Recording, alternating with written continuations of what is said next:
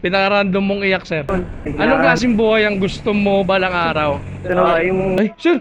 Yeah. Okay lang ba? Salamat. Oo. Di nga, sobra-sobra to ah. Sige po. The number Sige, you sir. have dialed is currently unattended. Emmanuel? Sino si Emmanuel ikaw? Ba't di makontak yung ano mo, number? Ha? Ba't di makontak yung number mo? Hindi po talaga nakaka-receive ng call. Wag na po. Okay lang, hindi na. Kulyat po na. Jayas app. Okay na? Eh, rinig mo ako ha? Oo. Ayun. Pauwi ka na ba, sir? Opo. Ano ba trabaho mo? Wala po, graduating po. Ah, graduating. Anong course? Electrical engineering po. Yung? Saan magtatrabaho niyan, Bicol? Hindi pa sure eh. Kung saan pala rin siguro. Abroad? Oo nga, yun yung target talaga. May ilang taon na ba, sir? 24 na po. Ayun, bata pa, sir.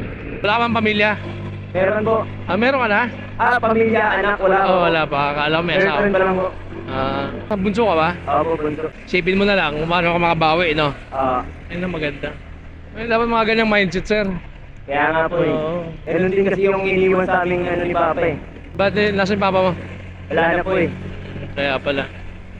At least maging masaya ang papa mo sa ginagawa niyo. Oo nga po eh. Pag may mga achievement po ako na natatapos ko na, napunta po agad ako sa kanya.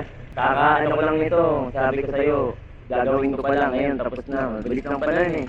Siguro sir, pag buhay pa yung tatay mo, grabe yung proud yun sa'yo, no? Sana nga po eh. Kasi nung nabubuhay pa siya, sakit ako sa ulo eh. Lagi ako sa guidance siya sa munisipyo. Oo? Oo. Pasaway ka pala. Number 1. Pero ngayon, number 1 ka na sa ano, pagiging proud ng tatay mo. Sana nga po pala rin. Oo, kaya mo yun sir. May tatanong ko sa'yo. Sige po. Sige, sige, Tingnan natin sige. kung kaya yan. Kaya yan. Pinaka-random mong iyak sir. Pinaka-random iyak po. Oo. Yun po, dahil po engineering ako, yun po, na-upset po ako pag may mga di ako nasa-solve na problem. Iniiyak ako talaga. Oo? Oo, iniiyak ako. Kumbaga, out of nowhere lang naiyak talaga ako kasi, kumbaga, syempre, ang eagerness ko na ma-solve yun. Pero, hindi naman ako natigil. Kumbaga hindi ako natutulog na hindi ko yun nasolve. Lalo na po pag may mga deadline, may mga kailangan talaga i-comply. Tapos, pag tinignan mo na wala ka pa sa kagitnaan, tapos di mo makuha-kuha, dun na tumutulog talaga luha ko eh. Pero, nagmamaximize lang ako. Babalik naman ako pag solve. Yun, makuha ko na yun.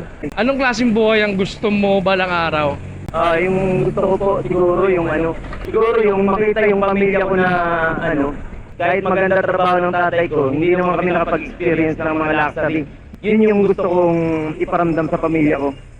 Yun po, yung maka-experience yung pamilya ko ng ng kahit yun, mga luxury, ako na din, tapos sa magiging pamilya ko din. Tapos yun, bigyan ako ng Diyos ng na makapagtulong sa iba. Ganun. Hindi lang pansarili, no? Opo. Yun talaga yung gusto ko. Grabe yung proud ng tatay sa'yo, sir.